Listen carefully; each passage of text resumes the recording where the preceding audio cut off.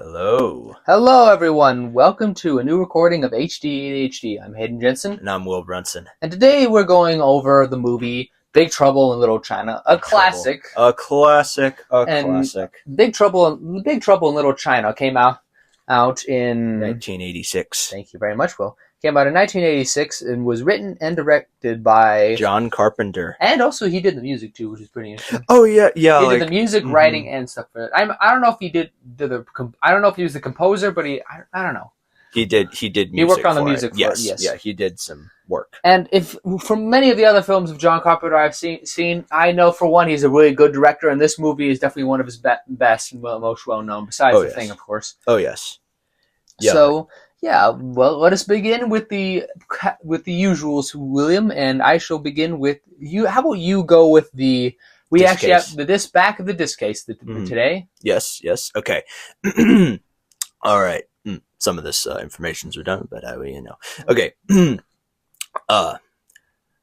Directed by thriller master John Carpenter, this edge-of-your-seat adventure stars Kurt Russell as Jack Burton, a tough-talking, wise-cracking truck driver whose humdrum life on the road takes a sudden supernatural tailspin. When his best friend's fiancée is kidnapped. Speeding to the rescue, Jack finds himself deep beneath San Francisco's Chinatown in a murky, creature-filled world ruled by Lo Pan, a 2,000-year-old magician who mercilessly presides over an empire of spirits, dodging demons and facing baffling terrors. Jack battles his way through Lo Pan's dark domain in a full-throttle, action-riddled ride to rescue the girl co-star Kim Cattrall.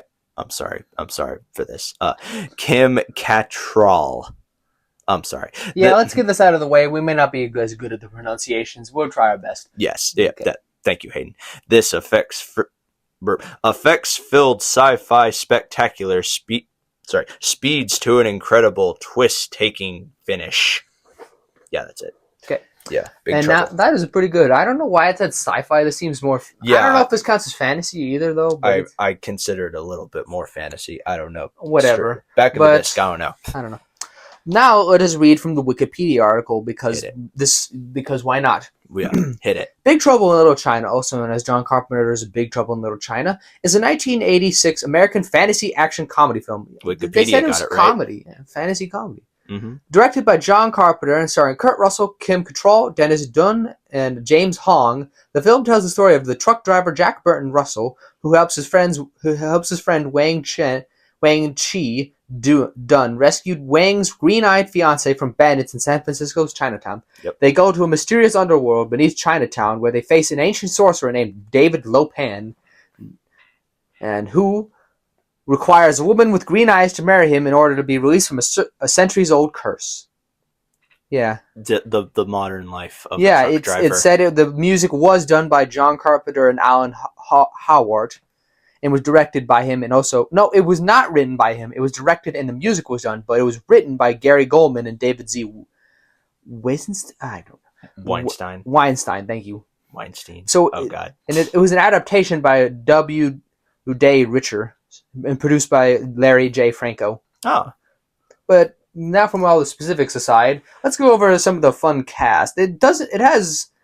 Maybe it doesn't have as many recognizable names as you think, but it does, of course, have Kurt Russell. He's a very recognized and famous, and James Hong. James Hong stand out, much like Kurt. Yeah, James Hong, if you may not know, also voices more famously Mr. Ping, aka Poe's dad from Kung Fu Panda. Poe's dad. He does a lot. He's done a lot of great lines. Funny enough, before we continue, I did like to mention that in this TV show, there was a Scooby-Doo TV show called Scooby-Doo Mystery Incorporated, and it's funny enough, I'm pretty sure he actually comes back in that to kind of play a role. Some because the whole big mystery is like two magic sorcerers are fighting each other, or as it turns out, that one of them is played by George Takei, and the other one is voiced by James Hong, and so they both look like Lo Pan types. I haven't watched Mystery Incorporated in a while, I just realized that that's what may have inspired this. I don't know why I'm going this little tangent, but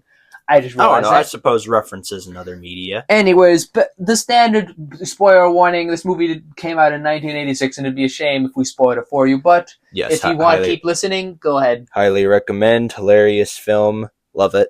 Yeah, it's pretty fun. Continue. So our film begins with basically not exactly interrogation, but a question asking. A questionnaire from a lawyer asking Egg Shen about basically any legal information, since now they're kind of in some trouble. They never really now think about this, they never actually resolved this plot line. It's more or less, I guess, just kind of like a stinger of the I opening. guess it's a setup thing. I don't know. It's weird. They never kind of fill this out. But Egg Shen is here because he's under legal questioning for a massive green fireball that happened in San Francisco's Chinatown, and he wants to know what's up. So he says, like, hey, so if you have any information, that would be great. And also, if you have any information on a Mr. Jack Burton, and Egg Shen is saying, leave Jack Burton alone. He saved the world. He saved the world. He showed great courage. Yeah. Yeah, sure. But yeah, they still want to know where he is, and they're just like, well, let me tell you, magic is real. Yeah, sure. And so then he's like, I can prove it to you. And then literally lightning comes out of both of his hands like, that's nothing. There's other forms just of the magic. beginning. Exactly. Chinese black magic.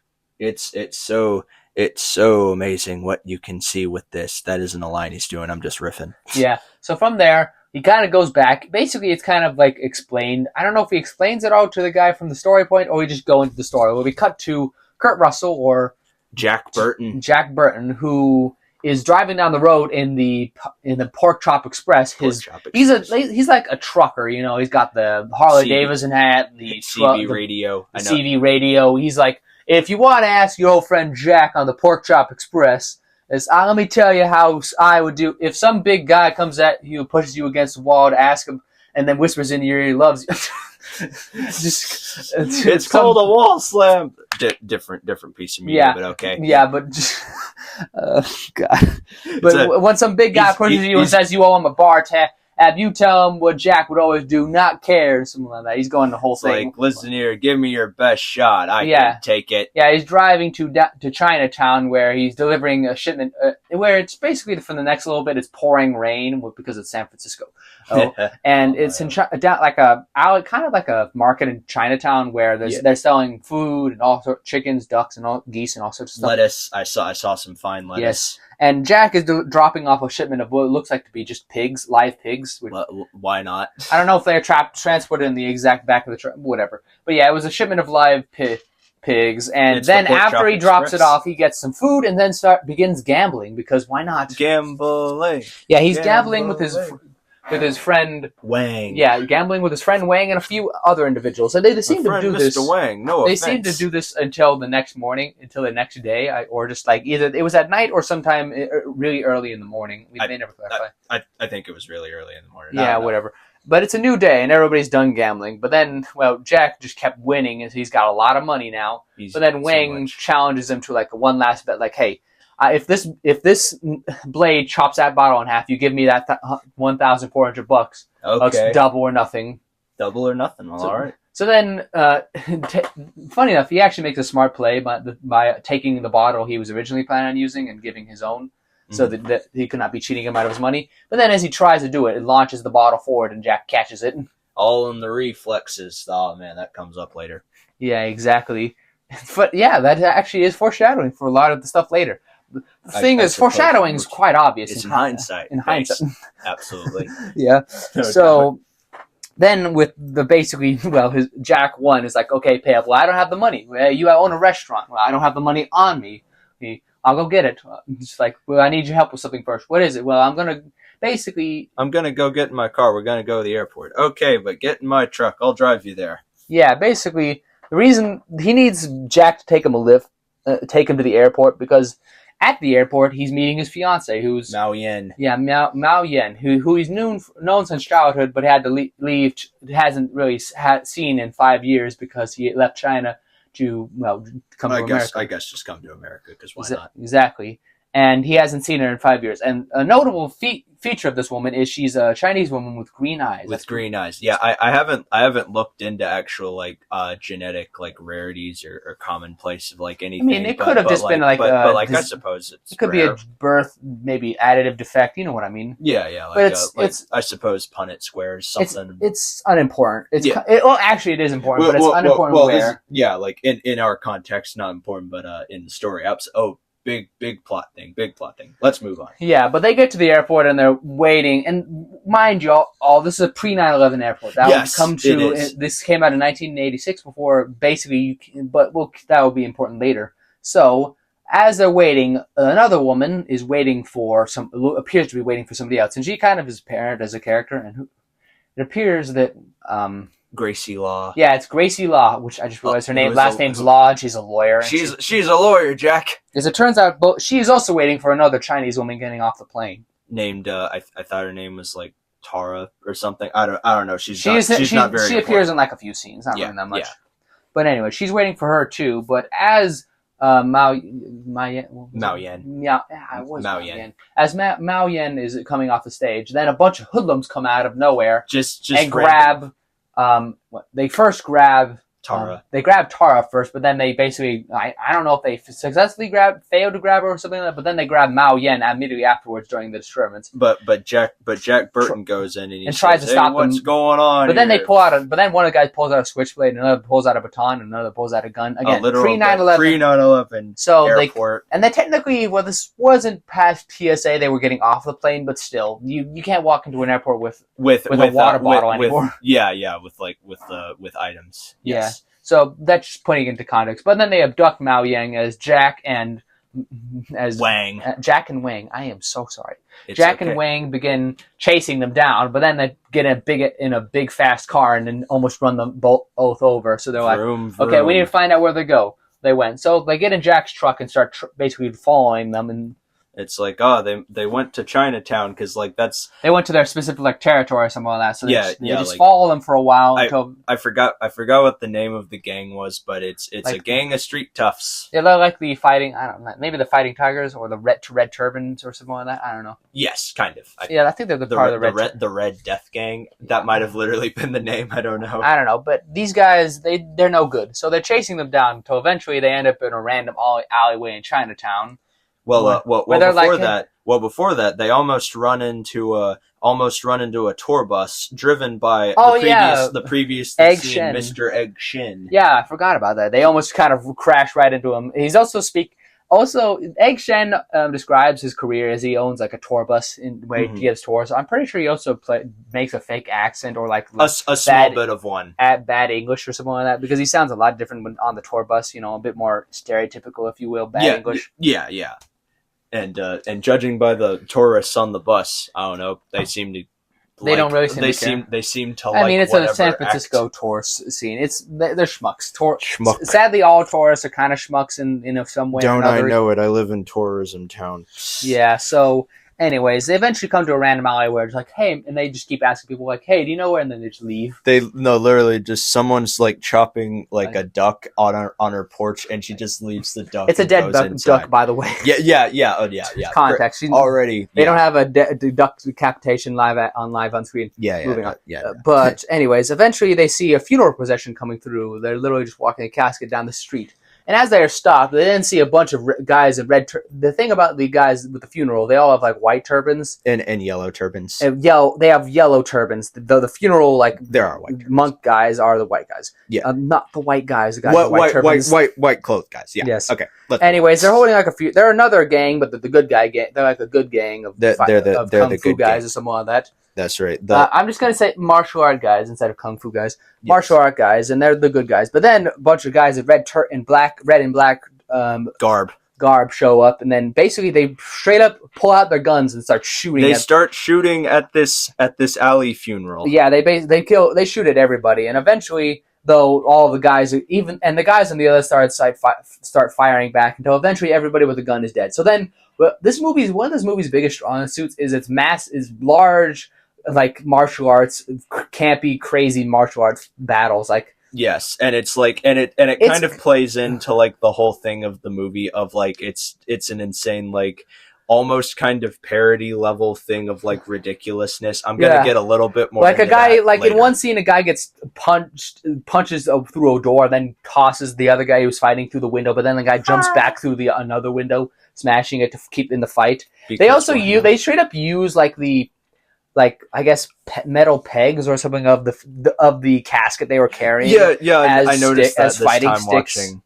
as fighting sticks, which is really cool. Yeah, it's like it's already And there, the whole battle is really crazy. And I'm surprised Jack and Wen don't get hit at all by any bullets or anything. They're safe inside the truck. They're just kind of in there. Jack just watching everything. Out. Yeah, it's like I'm about to cut somebody off, Jack Burton. They're just a bunch of cool fighting scenes overall. But then these three like dudes magically show up from a green cloud.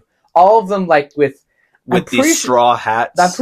They're massive straw. I'm pretty sure they're worn by Buddhists, or I don't know. They were maybe if somebody has any knowledge on what these hats could mean, but they're big straw hats that you can kind of look through. Yeah, so I'm not as informed on this, but if anybody has any information, let me know. Yeah, but they all show, and they also all have different outfits. The thing is, these guys are the three wins. They all have like themes. One of them was wearing like leather armor, another one's wearing more cloth, and one of them has metal on his. Or something like that. Yeah, the one who is lightning has all the metal. Yeah, the thing is, they're all named. These four winds, these three storms guys are named Thunder, Rain, and Lightning. Thunder is this like big buff dude with. Yeah, he's a big dude wearing leather armor. Yeah. Rain is the one with the more cloth armor and longer hair. And Lightning, is a guy wearing metal and shooting lightning out of his hands. And he's literally just Raiden from Mortal Kombat. Yeah, he's just Raiden from Mortal Kombat, which is kind of hilarious. Yeah, they also do some funky stuff with lightning and start absolutely demolishing both groups of fighting gangs. And at one point they pull out their weapons. The Thunder pulls out two like short knives with guards on them, and it's like, oh yeah, look at me go! And then Rain pulls out these things that look like back scratchers, which is the most hilarious thing I've ever seen. And then Lightning pulls out like these weird things like metal blades attached to his rings that start spinning like blades, like Beyblades. Beyblade! Oh, I forgot to chant that during the scene. And then eventually Jack and Wang realize we should probably get out. Let's just drive. So they start driving forward. The three storms just kind of move out of the way. And one jumps over the truck. Just front flips over. There's a lot of funky front flipping. And my wire fighting team is there's a lot of wire fights in this one, and it's crazy looking. Oh, I love it. Yeah, it jumps over. And then eventually they see a random 7-foot man standing in the street, and they run him over. It's just see some random pale guy with a funky hat and clothes, 7 foot and standing in the street, and they run him over. But then it's revealed on the other side of the truck they did not run him over. And then the light starts shining from his face, and like, what the heck? What the hell? So then Jack Burton, don't look at the light. I already did. Wen just kind of basically grabs him and is like, run away! It's Lopan. Who's Lopan? It was that guy. Hey, Jack is just has no idea what's going on. Eventually, they run away into a building after.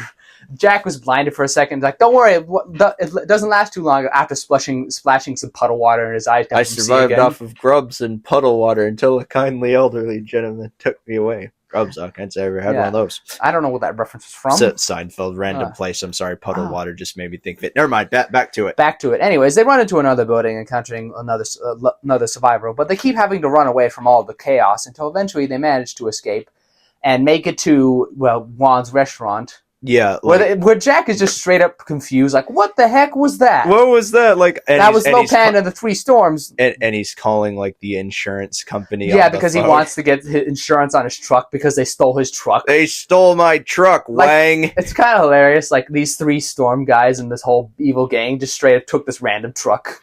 I don't know why, but it's hilarious. No, it's amazing. Just like, they stole my truck, Wang.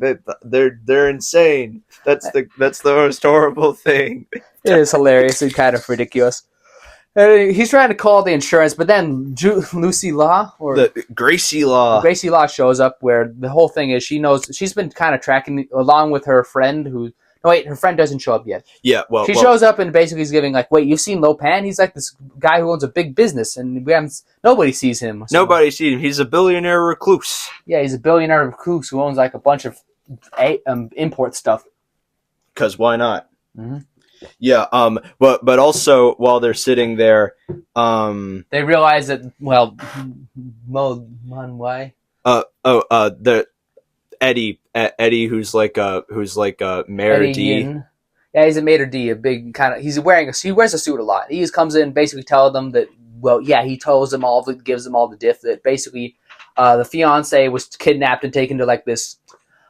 Should we be PG with this? Let's say entertainment place. What was it that Miss Scarlet said in Clue? Classified affairs in Washington. Yeah, a business that does with class. Yeah, let's do classified affair. A classified affair building. Where they called the White Tiger. So they realize they need to get there. So to best have it, they all drive over there and have Jack disguised as like some kind of nerdy executive who comes there. Is raining cats and dogs. Yeah, sure is raining. He's wearing glasses and with slick back hair and everything. Like, sure, it's raining cats and dogs. And I heard you have some are interested in. What does he say? I heard that a friend of mine at the workplace said that you guys have some cool I forgot what he said. Entertainment. Yeah. Thank you. My name's I forgot what his fake name was, and entertainment's my game. Oh wait, we could just even say it. We can make something completely up because that's exactly what they do. My name's Paul Bartson, and I'm entertainment's name. That's right. Yeah. Entertainment's my name in game. Yeah. So basically, as Wang, I don't know why Wang keeps waiting out front with Luke, Gracie Law. She's a lawyer, Jack. Gracie Law and who else? I think her name was Margot. The other guy. Oh, Eddie. Right. Eddie, Lucy Law, and Wang. Wang. Yeah. So they're all waiting outside, but then Lucy gets out to go meet her friend Margot, who's a reporter trying to get her story on this whole Lou thing because she wants to basically like expose Lou and expose this whole operation and such, and she needs somebody in the media to do that. That's right. So she's having her write the story, write her like a big story or something like that to help out. And overall, it's working pretty nicely. But so pretty much they're saying, listen, they're inside that building. Yeah, and when Wang is being pretty kind of impatient, which makes sense, his fiance's been kidnapped. But as he's waiting, Jack is like, so yeah, I'm here for girls, but I heard you got any girls with green eyes? There are no Asian Chinese women with green eyes. Well, shoot, there must have been I must have gotten some misinformation. But then it cuts to like the head lady of this place walking away, madam, to find like a secret door where she just tied to a bed. Because why not? Yeah, there's messed up stuff. There's just the bed. Yeah, but then as they come back out, straight up, the building is attacked by the three storms. The three weebs, as I call them. Yep. Yeah. They're Chinese. They're technically Chinese, so and being a weeb is referred to as Japanese, so they can be that. Yeah. I suppose if we're going to the international content. Yeah. So it's attacked by the three weebs. Yeah, one of them lightning breaks in and blasts away the madam through a wall as he grabs Mao Yen and literally flies away with her through the green cloud. Jack sees. You want me to just be the name cheat? Yeah, you'll be the name cheat. Cool. Everybody runs. All of the people inside the building are running out, but then Jack sees all the craziness and he's like, "Whoa, what's going on here? I'm going to fight you." So then they cut back to Wang's restaurant. Like, I don't know what's going on here. He's just immediately. The best thing about his character, he's immediately done with all this stuff. Like, I saw somebody fly away with a girl. This stuff is weird. What's going on? Yeah, no. Kurt Russell makes this movie just in the ways of like all this stuff's just thrown at him, and he's like, I don't know what's going on here, but I want my truck back. This stuff's crazy. This stuff is just insane, man, guys. It's overall really cool. Nobody's telling me what's going on, but here's the thing. I just want to find what we're looking for and get out of here. Exactly. And eventually it's then Egg Shen comes in and is like, referring to them the fact that since the winds are here, that it's Lo Pan too must be involved. and so they must have taken him to his like compound and such, and that evil dark magic is afoot. There's evil afoot. Evil. Yeah. Yes. So, sorry. We keep making mermaid band stuff. Obligatory SpongeBob. Sorry. Yeah, obligatory SpongeBob. Anyway, so they realize they need to go to like Lopan. That Wang is full cool with going to Lopan's business, but they're like, that's like the head place of cutthroats and murderers. You can't go in there alone. Well, he's not going in there alone. So Jack, because I'm going with them. I'm Jack Burton. So then they make their way there and are like, okay, so you know what to do. So what they do to make it past security and such is they basically start riffing their way like, yeah, that was a crazy storm, guys. Yeah, we gotta go back here. We're see us all. Yeah, it's bad. Must be back here. Yeah, let's go. Yeah, the thing is, they pull a cool trope that I've seen a lot, aka the Bavarian fire drill. Basically meaning you get into a location by pretending you belong there, and it works. The best example of this is when Shrek and Donkey and Puss in Shrek 2 show up to the fairy godmother's compound. It's like, who are you guys? We are with the Union. We are with the Union. We represent the workers, both evil and benign.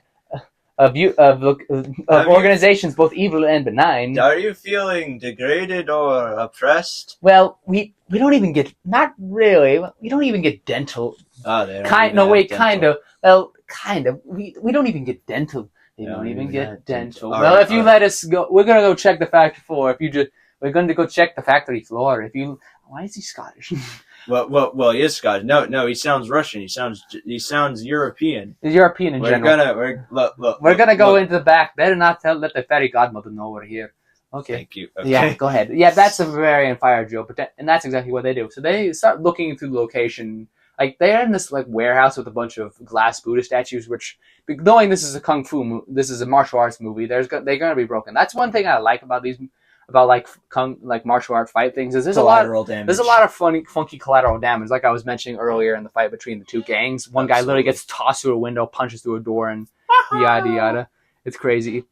Yeah. Oh, we even forgot to mention one particularly noticeable bad guy character. He's like this bald dude with a goatee, and he literally, in his first scene, he had a bandolier with two golden guns on his hips, like Ocelot. American weave, revolver ocelot. No, it's literally revolver ocelot, and yeah, it's hilarious. Just above a noticeable guy. Yeah, he's not that big of important. Moving on. So they eventually noticed like a dragging path where they realized, that's probably where she went. Two people dragging a third. That's right. But they went behind a wall somehow. So then they find it's like a secret entrance. Secret tunnel. Not actually a secret tunnel. A secret elevator. Thank you. Secret elevator. Doesn't roll off the tongue as much. So yeah, they enter the elevator and go down and find themselves, and where then they get the elevator gets stuck as everybody else is waiting outside for them to get out. And where then Gracie Law, Eddie, and Margot all decide to go in after them, noticing that they're still in there. And that's important for later, because then as Jack and Wang are waiting, the elevator starts filling with salt water. We gotta drink all the water, Wang. That isn't something he says. That's just something my brother and I say all the time of like whenever Jack Burton in stock situation. Let's drink the water, Wang. Yep. That'll get us out of here. Yep. So then they swim their way through like a weird underwater area, which is. This is a PG movie, but this was in the 80s where PG could be, they could get away with a lot more. So we see a bunch of waterlogged... And they could say curse words. Some curse words, and one particular curse word we'll bring up later. They said SH multiple times. Kind of, yes. So basically, they find a bunch of waterlogged corpses being eaten by crabs, and then eventually they bring... Notice the crabs. As it turns out, they're like in the hell of upside down souls or something like that. Sinners. Upside down sinners. And as they're just floating there, they see lightning. I think it was wind. It was rain. It was rain. Yeah. It was one of the bad guys who's all standing over them. It was rain. Who's standing over their big grate, and then is like. So then they just get captured and are being tortured, and just beaten up. Like rain is literally using like launching balls at him with magic. Just like with ghosting frames. And there's punching Wang while he's tied up to a chair and blindfolded to a chair. And eventually they transport him and Jack all to a specific room, like a really nice like office living space or something, whatever. Yeah. Where then they're unblindfolded and revealed and they finally meet Mr. Lopan himself, who's James Hong, another standout. Yeah, I love this performance. But think about him. He has like a lot of makeup on or He's weight. an avocado. He's got a weird like in this particular scene, he looks like one of the oldest people in existence. You know, kind of like when they age up an actor a lot, but it looks really weird. But he's just like in this robotic wheelchair, just like yes. Yeah, Mr. Burton Wang. I don't know your last name, but listen, I'm David Lopan. I'm old. I'm also James Hong. And they're just like, wait a minute, you can't be Lopan. He was like 7 feet tall. Oh, and he had light coming out of his eyes. But yes, that was my astral projection. The thing is, I've been cursed to a life with no flesh. So this place is my mortal tomb. And if I don't marry a girl with green eyes, I shall be cursed like this forever. I have to appease the god of the east to regain my flesh. So he's got that going for him. So then they're like, they still don't believe it. So then, basically, just giving. Then Lopan decides to just send them away to in prison. Like they blindfold them again and put him in a prison cell. It's like, where's Valiant? She's safe. Where is she safe? Safer than any human on earth. With me, I don't know the shot. He's like a creepy old man in a lot of scenes. Just whenever it's the shot whenever he's going away is kind of funny to me for some reason. So then they find themselves like this metal place where they have a bunch of hanging bodies again, which is pretty neat. So they're like, where are we? And eventually Jack manages to knock the chair over and take out his knife from his boot to free himself. And he's like, hey Wang, there's a bunch of skeletons and everything. And it's like, and where's the light coming from? From the floor. It's metal. They probably welded it shut. Well, if Lopan has a plan for us, if he wanted us dead, we would be dead already. Bullshit. That's right. So then they realize somebody's coming, so then they get back in the chairs and put on their blindfolds. Well, before that, Wang tells Jack a story of like, listen here, Jack, like there's a lot of actually, let me forces. go back. Basically, Jack's like, what the hell's going on? Why am I here? Who's this Lopan guy? Let's chew our way out of here. That's an actual. Yeah, actually, basically, like, we need to find a way out of here. Well, we can't. Oh, great, let's chew our way out of here, man. Basically, because it's metal walls all surrounding them. Yeah, Lamayo. What the heck is this whole Lopan thing? And he's like, well, a lot of Chinese children are told a story about this sorcerer Lopan who was imprisoned by the first sovereign empire several thousand years ago. Yeah, in like the year 20, something or other. He was several thousand years ago, and also cursed by the god of the east to live in this. And then after being kids, we grow up and we try to forget the legends, but they're true. But listen here, man. I don't even want to believe it, but like it. And I'm Chinese too. I'm Chinese, and I don't want to believe it. Actual line. So then somebody's coming back in. So they get back in the chairs and pretend and put on their blindfolds. As it turns out, they're bringing in Eddie. Oh, wait. Hold on. Let's rewind a little bit more. What? So pretty much Gracie Law, Margot, and Eddie try to like talk down the guards of like, listen here, you better let us in, otherwise we're gonna like talk about you in the papers. Yeah, we have this chick who's a newspaper writer. Yeah. In part. So do you want us to let us in to meet this Lopan? So then Thunder walks up in his like nice suit because he has a nice suit, and I noticed this. I keep forgetting about this, but he's actually wearing a suit this time. It looks like all of these Thunder guys have changed out of the suits, except for Lightning. We never see him. We never see him in a suit. I don't know. We see him without his hat. That's good enough. Yeah. So Lightning. So then they're all transported into an elevator duct. Like, don't worry, it won't be Lopan. And as they're like going down, like then the classic elevator releasing gas to knock out all the characters trope happens, and that's exactly what happens. So naturally, now everybody's captured, and so now Grace, and then. Now Eddie. We move back to where we were. Thunder's taking Eddie into the same metal room that Jack and Wang are in, and hangs him up by his jacket. And then Jack comes up with a knife, like, "Hey, listen here, you die if you make a sudden move." Then he knocks him away, and then Wang and him start fighting. I don't know if Wang was taught in professional martial arts or this movie saying all Chinese people are, especially professional martial artists, but they definitely appears like it. Considering certain just Context clues, maybe he was. Yeah. I'm not it's like he's been trained in the ways. Just I don't know. to They fight eventually free Lopan. Eddie, and then Jack holds Thunder up again when Eddie and Wang are left. But then Thunder then proceeds to start inflating himself. No joke, like a balloon, and then Jack gets pushed away into it, and ends up falling into another wheelchair, which starts rolling down basically an incline from the metal cell after they lock Thunder in the cell. I love this. He rolls so fast that he knocks out two guys coming to check on what's going, and ends up crashing his car into like a well, which he almost falls down, but manages to barely just get out of there. Very nice. So eventually they grab a bunch of guns from the knocked out guards before Thunder got out of there, and decided they were going to go find where the girls were. We're gonna just fight our way out of here, bud. So eventually they come upon like this cage area where they have women. Peters Lopan does not discriminate and has a bunch of women soldiers, but these are the only ones we really see in the movie. They're probably less respected, in all fairness, because of context. I don't know. I don't know. Yeah. But anyways, he has a bunch of women in cages, including Gracie and who they just randomly tied up for some reason. And gagged her. I guess because they didn't want her to yell, because she yelled too much, so they just decided to stop listening to her. And then they just have was her name like Margot? Margot. Yeah, they have Margot. Margot's just writing describing her situation or something like that, like as you do. Stephen King. And eventually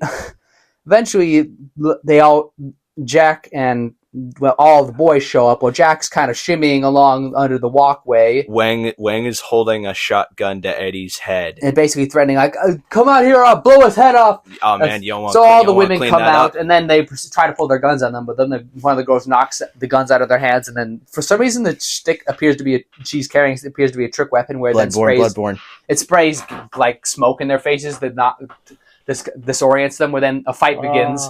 But it's luckily Eddie and Wang believe in equal rights, equal lefts, and proceed to defeat all the women, and while Jack frees all the other women from their bondage. Yes. And eventually they notice everybody else is coming after them. I don't know.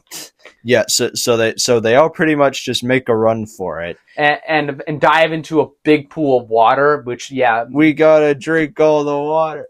Yes, and then as they all dive into the water, funny enough, Jack accidentally gets knocked into by Gracie because Lamayo. Yeah, Lamayo. So they swim through what appears to be sewer tunnels, really tight sewer tunnels, which my claustrophobic butt would be kind of really nervous going in those, but I guess survival or death. In all fairness, this whole situation, I'd probably just have. So eventually, Gracie's worried about Jack until eventually he comes up from under the water and they kiss because what, like, I don't know, it's played up well. I kind of like it. Yeah, I kind of like it because it just seems like a bit.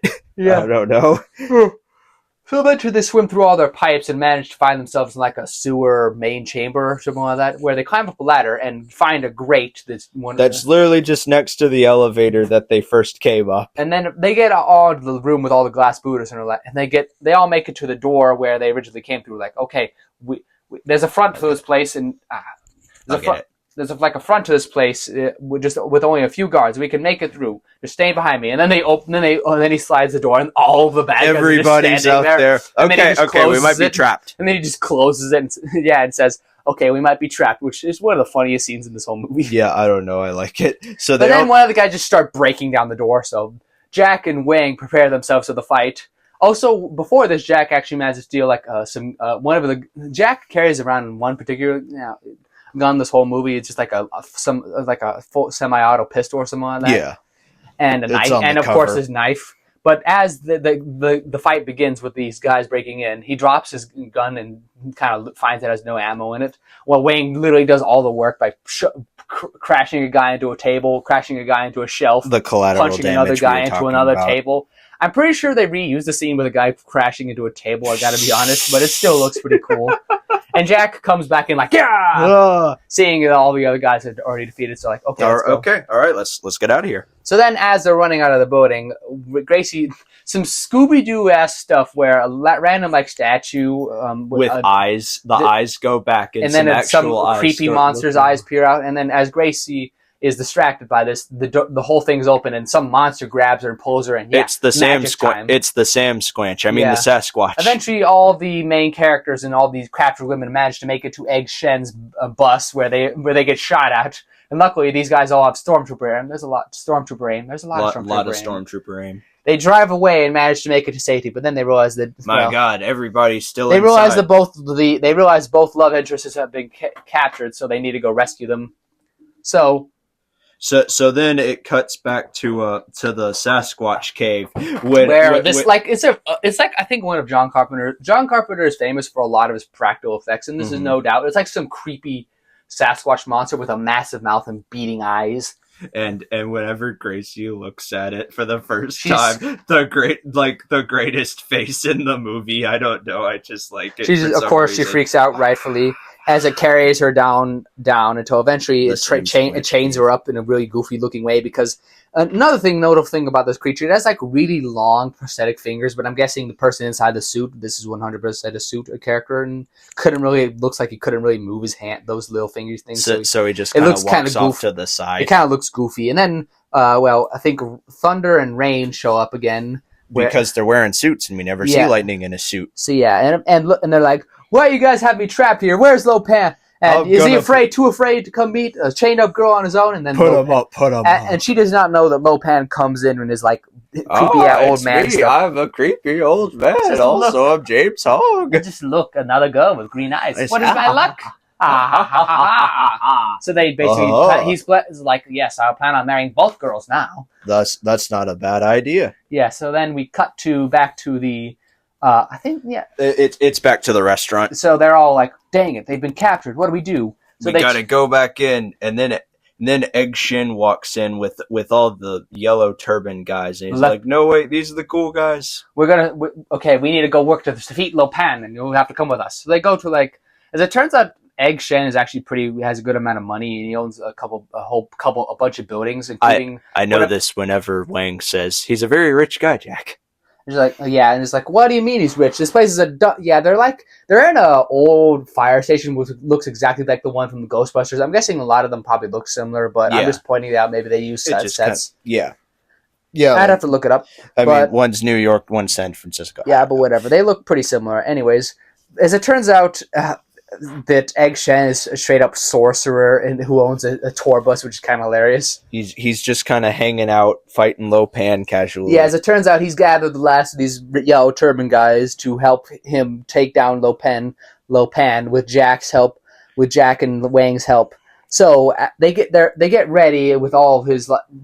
Egg Shen gets all his hair bag of all. It's literally a bag made of hair, or fur, or something like that, with all his magic items in it, and a special gourd he keeps around with it. Sekiro.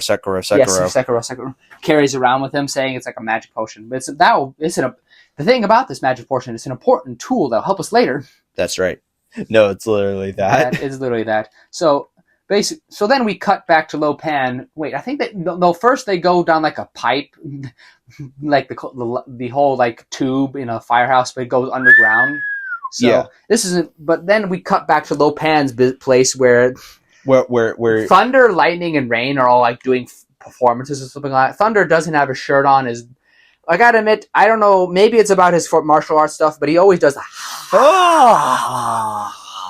Incredibly over the top. I love it. Yeah, it's incredibly over the top. They're all doing like a show, and eventually, including Rain, who does like a sword dance or something like that. Oh, look at me go. Gives 2 swords to both. I'm guessing that. Oh wait, we actually forgot a scene. There's several scenes where Lopan, in his like astral projection form, visits both Mao Yen and Gracie. Like, you should be married. It is me, Lopan. I'm a celestial being. It's pretty neat.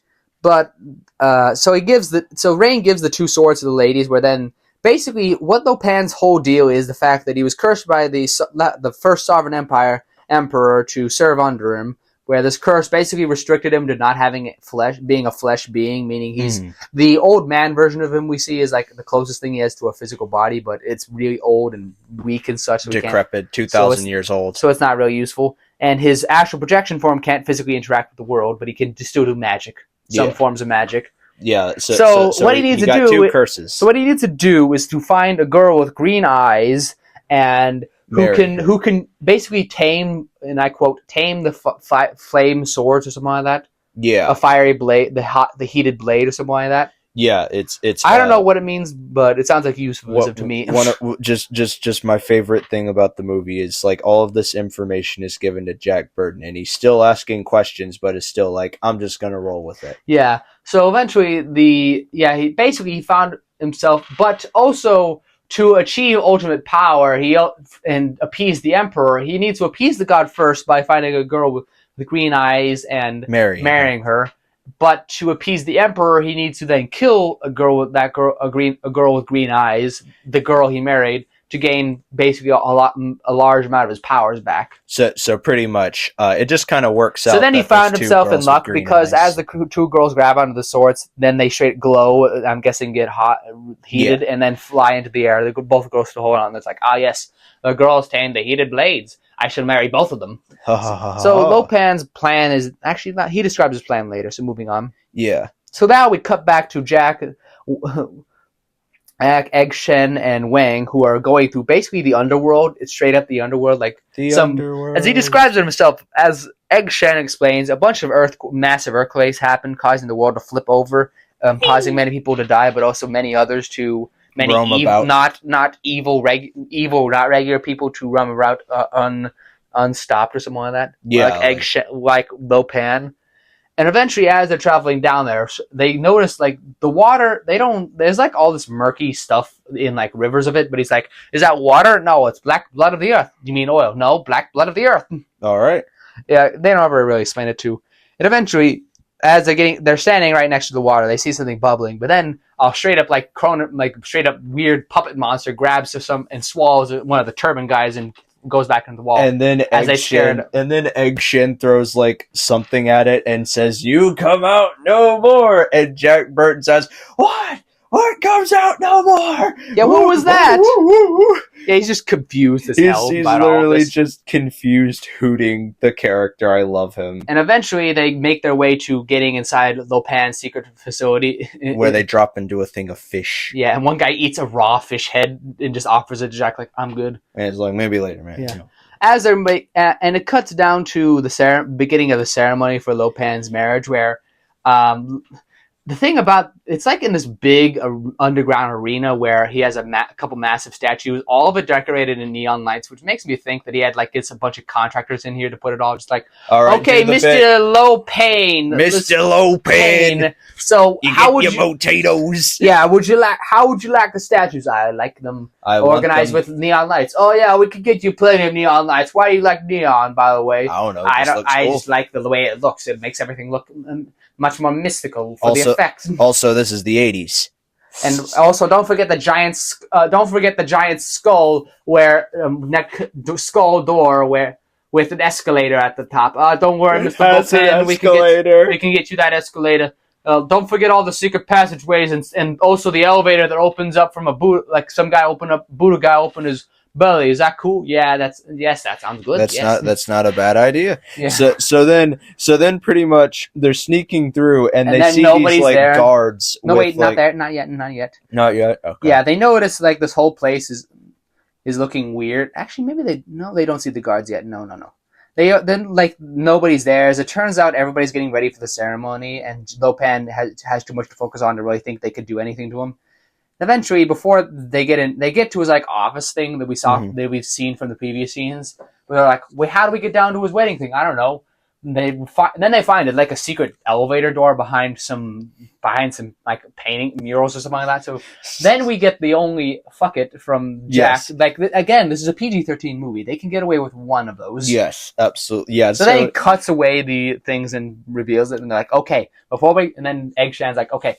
Before we go down, we got to drink this. Yeah, you want to go over what the thing is? Yeah, so pretty much this magic potion, it grants powers to where you can see what most people cannot see and do things more people cannot do. Yes. So then Jack's like, "So what's this whole thing with this?" Actually, you keep describing.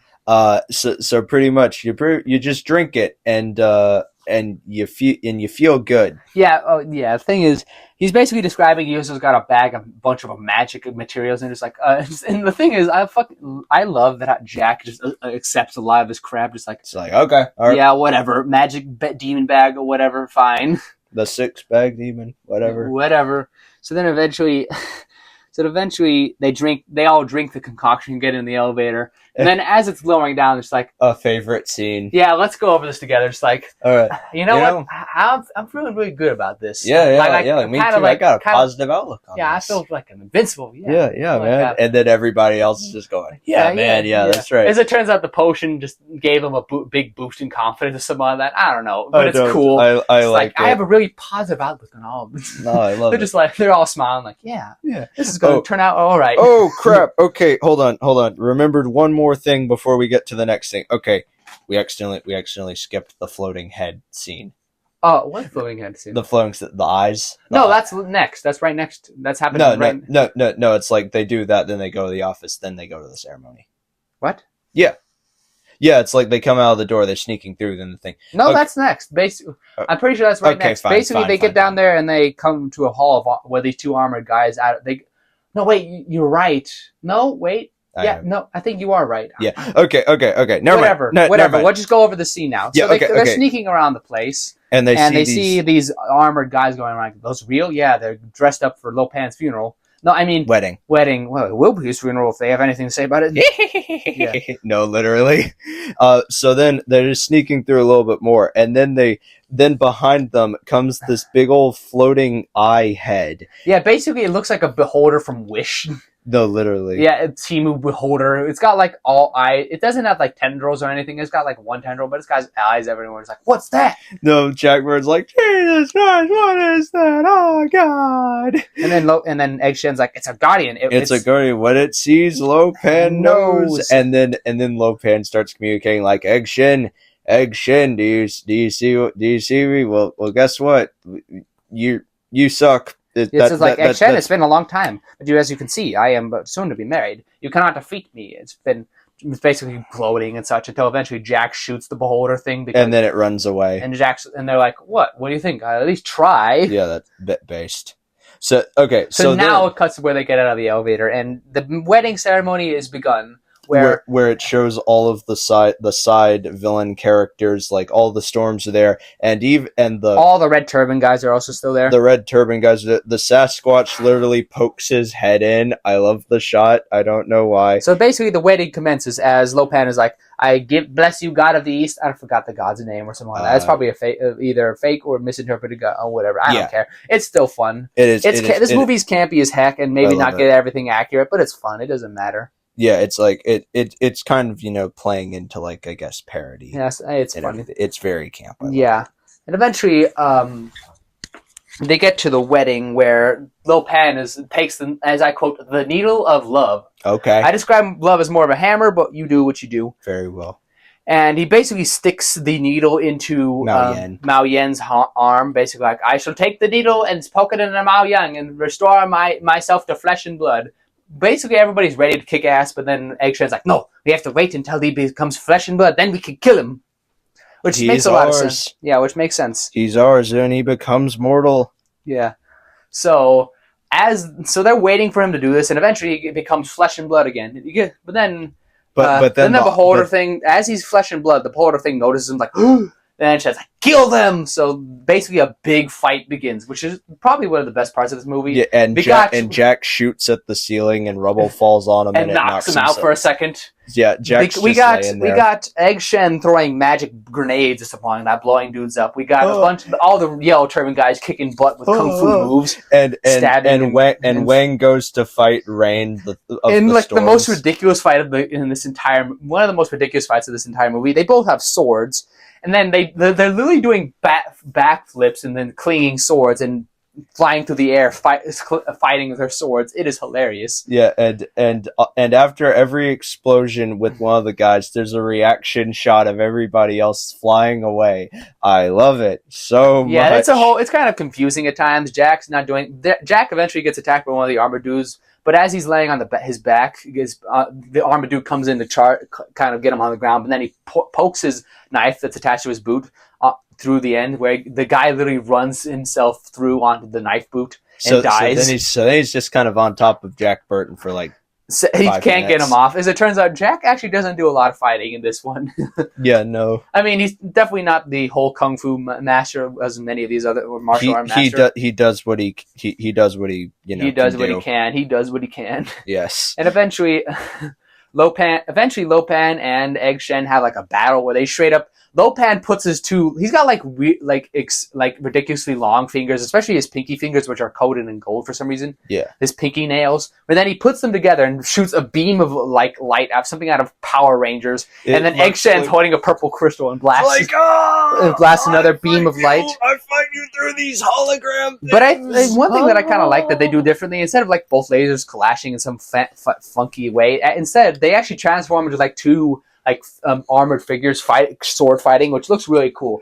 Egg Shen, they technically kind of both result in a draw, but Egg Shen's like, you can never defeat me, Egg Shen. Ha ha ha. No, wait, Lo Pan wins and is like, you can never defeat me, Egg Shen. and Egg Shen, basically glowing at him. Yeah.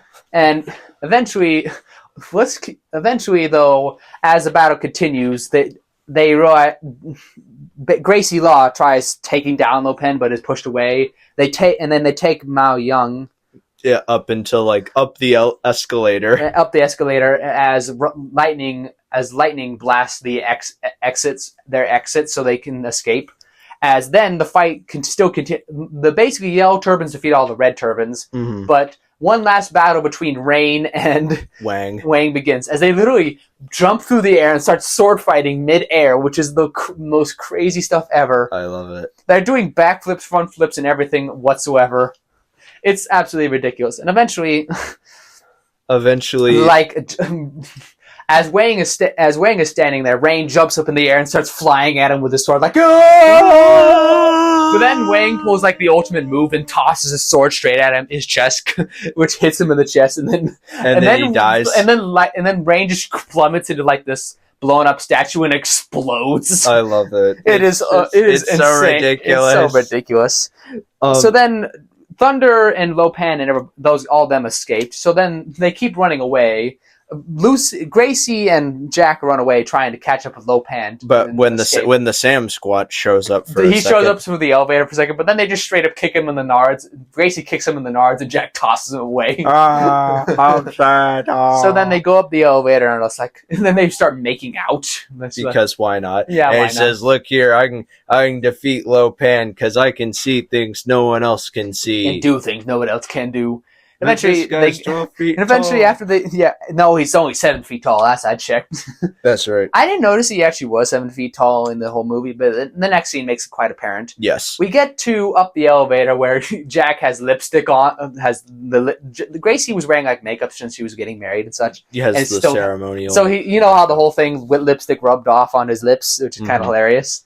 They get out, and Lo Pan's like, "I love you, Mao Yen, but unfortunately, I have to kill you because my other wife was, down there. So I have to kill you." But then Jack shows up like, "Hey, Lo Pan." Wang eventually shows up and begins fighting Thunder as a distraction. Lo Pan does his magic thing until Jack tosses his knife at Lo Pan, missing entirely. And Lo Pan's like, nice shot, miss. Nice shot, Mr. Burton. And then tosses it back at him. But then Jack, in the ultimate, the greatest move ever, catches the knife and throws it back at Lo Pan, hitting him in the head, killing him. All in the reflexes. Also, one thing I noticed about Lo Pan in this final moment is he's not as pale as he was in other scenes. He looks like flesh and blood because he's not a spirit anymore. And B, he actually is like 7 feet tall. Yes. I don't know if they had him on stilts or just extended shoes or something like that. It's hard to tell with the robe. But I think that's the point. Yeah, so pretty much after he dies, all of his Buddha statues fall over, and crash and break, which is kind of hilarious, yeah. Like a domino effect. And then we cut to the fight between Thunder and Wang, and I don't even call it that. Wang's just chasing him around the office and chops a random lion statue in half. And then as Wang is running away, he's just flailing his arms while a bunch of stuff is being thrown from side to side, which is absolutely hilarious. I love that shot. So eventually Wang comes out into the open, and where then Thunder sees that his master is dead, and he gets so mad. In a very famous scene, he starts inflating until he explodes as everybody else runs out of there. like to a ridiculous degree. He inflate like, oh my god. And then as they're trying to escape, Lightning, the last boss, shows up and starts doing his lightning powers as they're escaping through like a hole up in the ceiling. But it appears Lightning really likes showmanship more than actually killing his enemies, because he keeps firing lightning everywhere else as like a show of force. Just yeah. To eventually they make it through the hole. They realize there's another hole right above them where Egg Chen is waiting for them. Like, how'd you get up there? It wasn't easy. Jinx. Yeah, so, Jinx. So he shoots like a little crossbow, like rope thing for them to climb up. And eventually, Thunder's still coming. No, lightning is coming up the hole and shooting lightning at everyone. So eventually. Eventually they straight up drop a Buddha statue on him, killing him, causing it to explode. And all the storms just kind of are dead now. And they died in some of the funniest ways. I can't even be mad. It's kind of hilarious. Yeah, it fits so well. And eventually they keep running through like this Lopan compound until they get to a room where they're, of course, running from all of his remaining bad guys. And they find Jack's car. The truck! Hey, and Jack's reaction is hilarious. Like, oh, hey, there's my truck. My truck! My truck! So then they get in the truck and they realize, like, oh, crap, where's the keys? Wait, there's a spare under the thing. Oh, wait, okay. Yep, then they start driving away as... before that... Egg Shen manages to throw one last magic grenade, blowing up a bunch of the last guards chasing after them. Because why not? Yeah. And eventually they drive away to safety, meeting back up at, after a time skip, I'm guessing, meeting back up at the restaurant.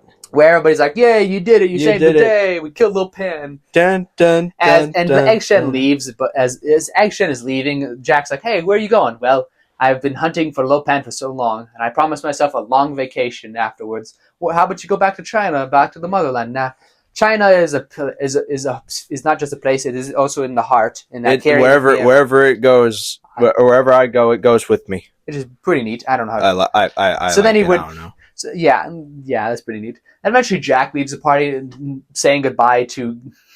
I guess there's no he doesn't ride off into the sunset with the girl. He just rides. He's got like a cowboy thing going on. He just rides off into the sunset in his truck, with saying goodbye to everybody after getting his money and his truck back. It's like telling Gracie, like, "Hey, I love you, but see you, but goodbye." He doesn't even. Will can I go with you? Nope. Yeah, it's like, won't you at least give her a goodbye kiss? Nope.